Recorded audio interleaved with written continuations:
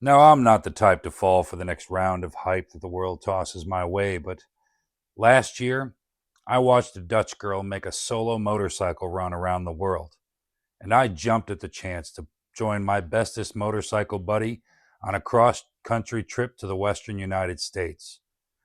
After packing many provisions, triple checking my lists, modifying the front of my bike to resemble a freight train, getting our routes dialed in, we set out at 5 a.m. on a balmy August morning.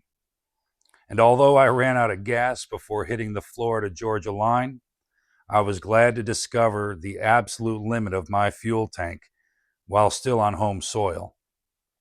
We hit our first campsite in western Mississippi, and by the next morning, I began to fathom the scope of this endeavor. No rain suit in the world can prepare you for the hundreds of thousands of raindrops you will endure whilst rolling from state to state. You just take shelter when it all gets a bit too sketch and enjoy the little after effects along the way. After the flat bits, I watched the highlands hang on the horizon in an almost ominous fashion.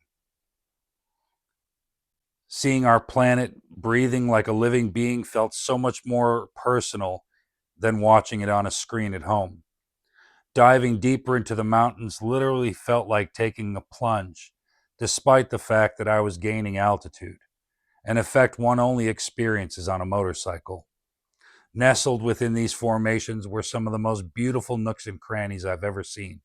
Even the smaller, less significant areas had me pondering what a cold winter's night must be like. I visited the meccas, the geological formations, monuments that filled me with pride, and remote little towns at the very doorstep of a naturalist's paradise. Now, I'm not going to sugarcoat it. There were dizzying heights and treacherous cliffs we traversed, all of which left indelible, immutable memories in my mind's hard drive. Some vistas even compelled me to clear out some of my old files. I took a deep breath, wiped my eyes, wished them well, tossed them into the valley below, and hit delete. I once looked at the mountains and imagined them as infinite, permanent. I saw them as lasting for forever. Visually, they shift and change so slowly, it's almost indiscernible. But, as with all things and all beings, nothing lasts forever. Time and events and the elements are a sort of cleanup crew that makes sure to remove what is there to make room for the new. All is impermanent. All is without the self.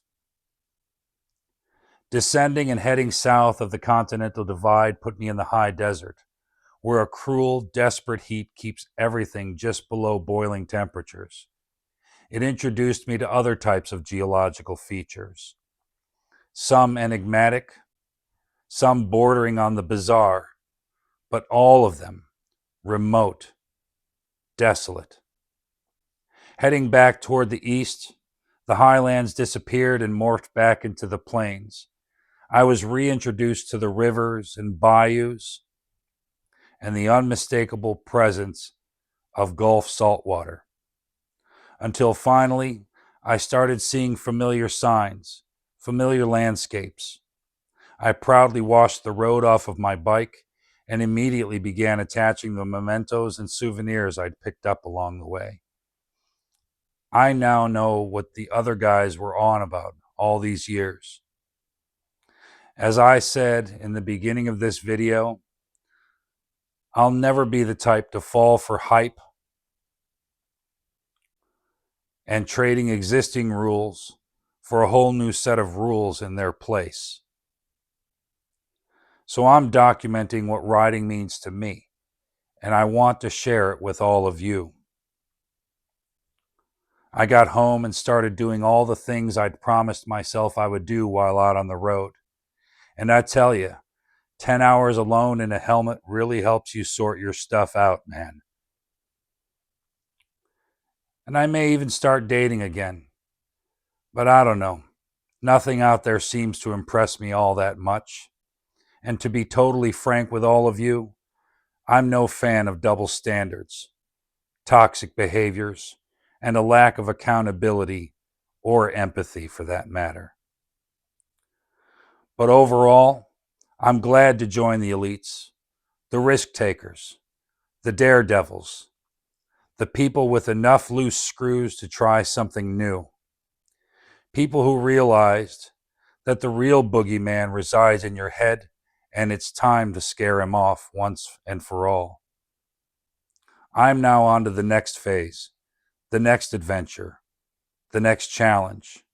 I'm looking to see what I have yet to see, to know what I have yet to know, to explore that lone canyon, to discover that lonesome back road, to ride the furthest mountain on the horizon.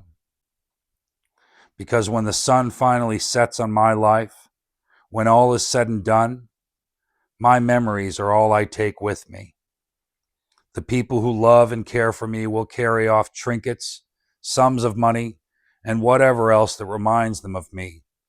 But even those memories will eventually fade, and life will go on for them. The mountains taught me that nothing lasts forever.